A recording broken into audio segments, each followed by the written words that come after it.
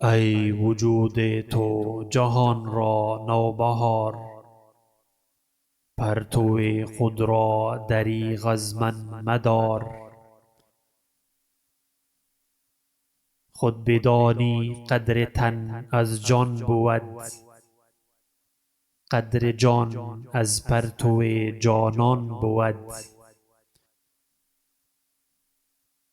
تا ز غیر الله ندارم هیچ امید، یا مرا شمشیر گردان یا کلید.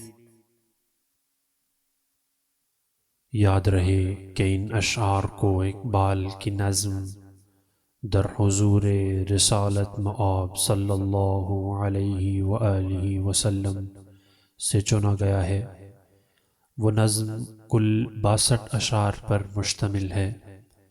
مکمل نظم سننے کے لیے زندہ رود یوٹیوب چینل وزٹ کیجیے۔